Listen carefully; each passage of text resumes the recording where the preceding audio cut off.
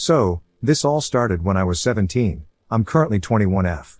I don't want to get into all the background stuff, but let's just say my relationship with my dad was rocky at best. My stepsister, 20F, was the golden child, and I was the one always walking on eggshells around my dad and stepmom. My stepsister always had this hatred towards me. I didn't do anything to her, but she took it upon herself to make my life miserable. On top of that, her mother supported whatever she did and would sometimes even join in on my stepsister's antics to make my life more miserable. My dad refused to go against his wife, so by default, he'd side with my stepmother and he'd punish me based on whatever lies they told him about me.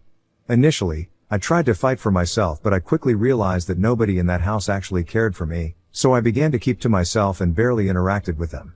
I guess that seemed to have really ticked my stepsister off because she made it her life's mission to make me as miserable as possible. One day, my dad's expensive watch went missing.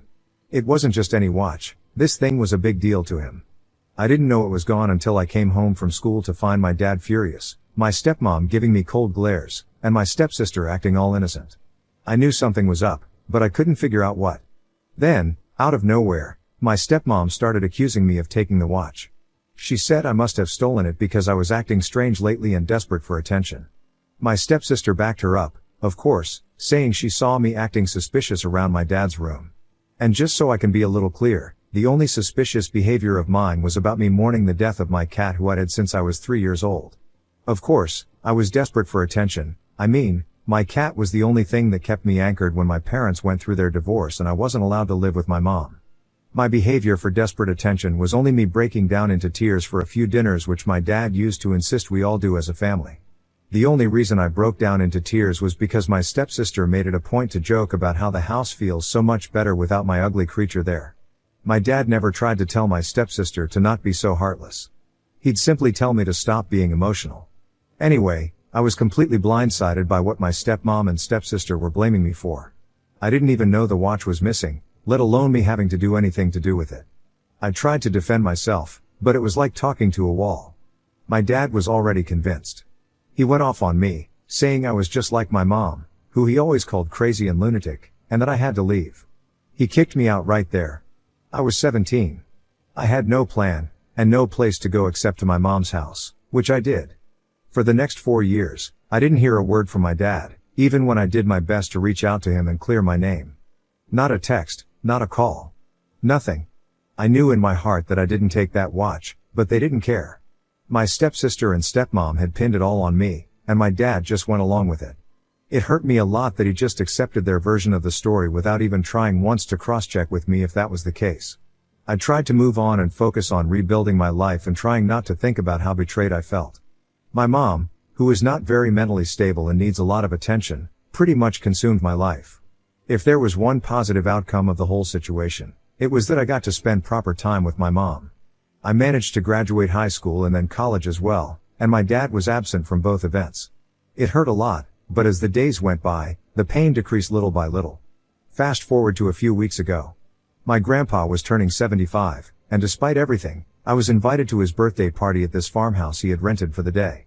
I wasn't sure if I wanted to go at first because I knew my dad, stepmom, and stepsister would be there. But grandpa and I had always been close. He was there for me when my dad kicked me out. He lived in a retirement home, so he couldn't really help me out in terms of a place to stay, but he did help me out a lot financially. He was also my best friend and we got along like a house on fire. So, I knew I couldn't miss such a big milestone for him. I decided to just suck it up and go. When I walked into the party, I immediately felt all the old tension come back. Seeing my dad again after 4 years, sitting with my stepmom and stepsister like nothing had ever happened, made my stomach churn. I kept my distance, but I will admit that every single time I happened to look over at either my dad or my stepmom and stepsister, I felt this huge lump in my throat and I had to physically fight back my tears. I did my best to mostly hang out with other relatives and avoid any interaction with them. My stepsister didn't even look at me, and my stepmom had this smug look on her face, which made me feel even worse. I wanted to do nothing more than walk over and confront them in front of everybody. But I knew that I couldn't ruin a day that was meant to celebrate my grandpa. I was just trying to get through the party when something totally unexpected happened. At some point, my relatives and all of grandpa's friends began chanting and asking my grandpa to give a toast considering it was his day. Grandpa agreed and stood up. He started off by thanking everyone for coming and talked about how he was so blessed to have lived for so long and that he had a lot of wonderful memories with every single person present that day. But then, out of nowhere, he started talking about my father's missing watch. He said he had recently found out what really happened to it, and that it had been stolen by my stepsister. I'm not even lying when I say that I actually felt my heart stop. Grandpa explained that just a week before the party, he had been talking to an old friend who owned a pawn shop. They were reminiscing about old times, and somehow, my dad's missing watch came up. Grandpa's friend mentioned that a few years back, someone had come into his shop to sell a very similar watch. Grandpa showed him a picture of it, and sure enough, the guy remembered it right away. He had taken down the name and ID of the person who sold it, which turned out to be my stepsister. After a little prodding from my grandpa, his friend told him that my stepsister had been in such a panic about why she was selling the watch, that she had told his friend the exact reason why she was pawning off such an expensive watch. She even told him that she would have her mother come up with something so she wouldn't get in trouble with me dad. Turns out, my stepsister had sold the watch to cover some car expenses back then. She'd gotten into a minor accident because she had been drinking, and completely wrecked the front of her car. So, instead of asking for help, she stole my dad's watch and pawned it off. I highly doubt that the repair of her car cost as much as she sold it for, so I have no idea what she used the rest of that money on. Anyway, she knew if my dad found out, she'd be in serious trouble, so she and my stepmom made up the story about me stealing the watch. When my grandpa's friend initially confirmed that my stepsister was the one who sold him the watch, my grandpa couldn't believe it. But grandpa did some more digging and managed to figure out that his friend was telling the truth. Grandpa also revealed that he had debated whether or not to say anything right away, but he decided to wait until his party so he could reveal everything while the whole family would be there. He wanted to confront my dad, my stepsister, and my stepmom all at once in front of everyone so he could humiliate all of them and clear my name. As soon as Grandpa finished his toast, the entire room went dead silent. My dad's face turned pale, and my stepsister just froze. My stepmom looked like she had seen a ghost. I didn't know what to feel. Part of me wanted to scream, part of me wanted to cry, but mostly, I just felt numb. It was like all the pain and anger I had been holding on to for the last 4 years just came rushing back at once. I didn't stick around for the fallout. After Grandpa dropped that bombshell, I quietly left the party. I couldn't handle seeing my dad's reaction or whatever was about to happen next. I just needed to get out of there and process everything on my own. I walked out feeling vindicated but also incredibly sad. I had waited so long to be proven innocent, but now that it happened, I didn't feel the relief I thought I would. Instead, I just felt empty. My grandpa came over to my place the next morning to check in on me.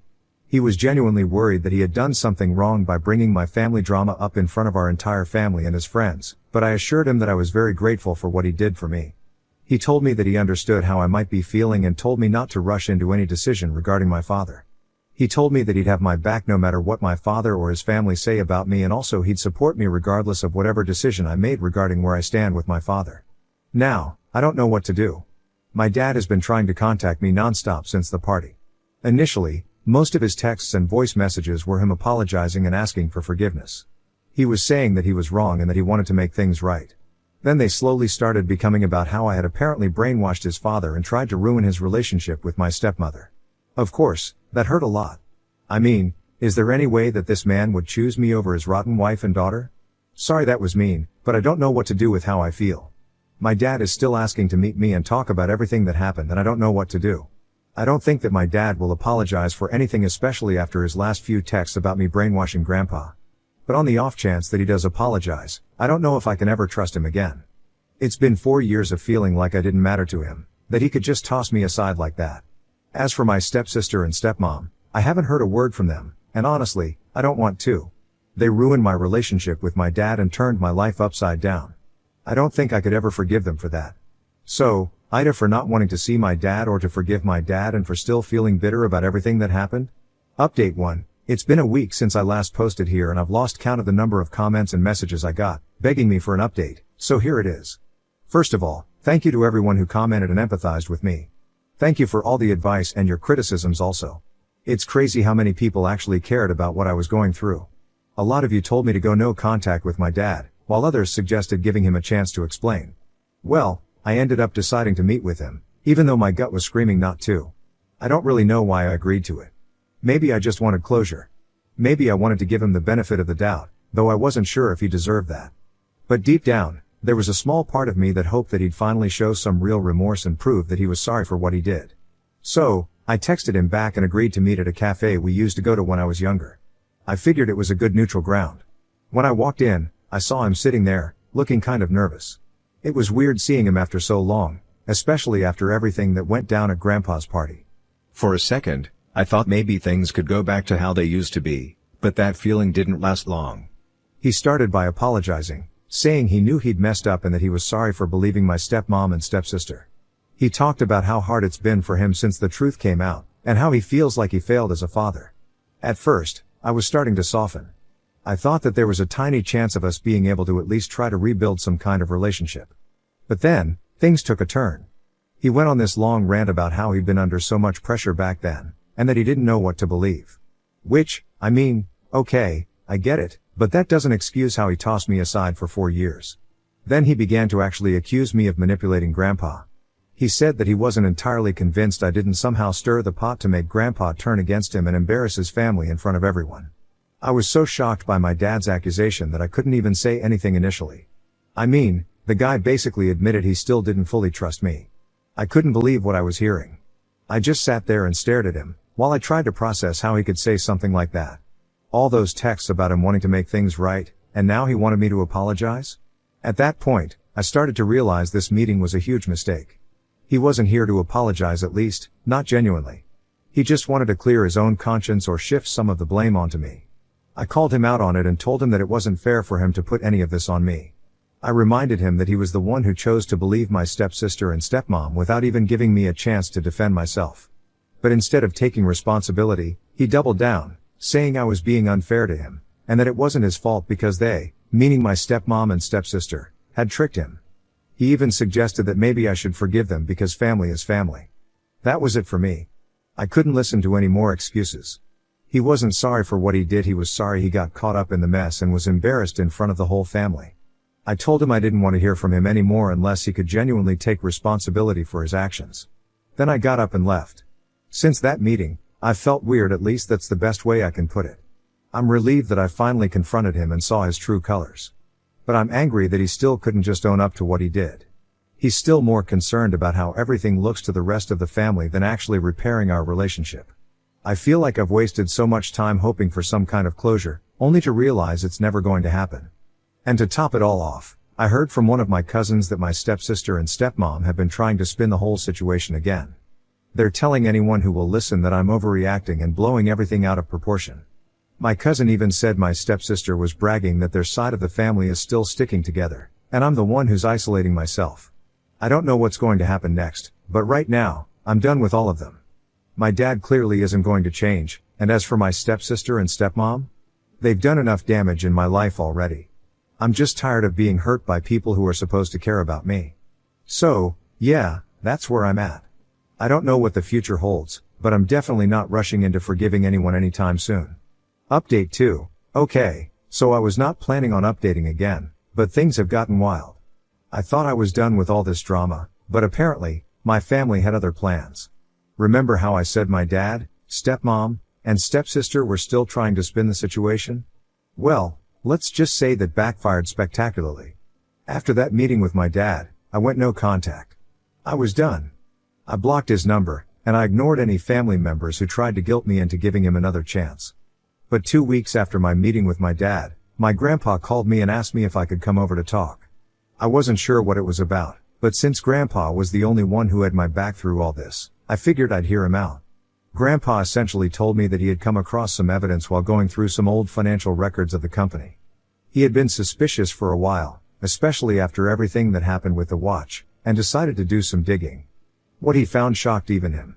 It turns out that my stepsister and stepmom had been running a whole string of scams behind everyone's backs for years.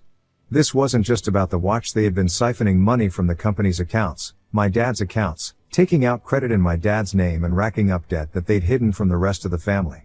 How did Grandpa find out?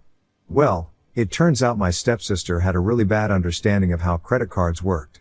I don't think she realized that while making purchases out of the company's accounts, my grandpa would have been able to see where all transactions had been made. When my grandpa saw transactions made for nail appointments and hair blowouts, he knew for a fact that it wasn't my dad. My stepmother has always kept her nails clipped and is very adamant about never ruining her hair with heat. So the next obvious suspect was my stepsister. Not only that, but he also happened to find a fake loan under my dad's name that my stepmom took out to fund my stepsister's expensive habits. This wasn't just a one-time thing. They'd been doing this for years, and my dad had no clue. Grandpa decided he'd had enough of their lies, but instead of pressing charges, he took matters into his own hands in the way only Grandpa could. He went straight to his lawyer and disinherited my dad. Yeah, he cut him out of the will entirely. Everything, and I mean everything, that was supposed to go to my dad is now going somewhere else, including a hefty chunk that's coming to me.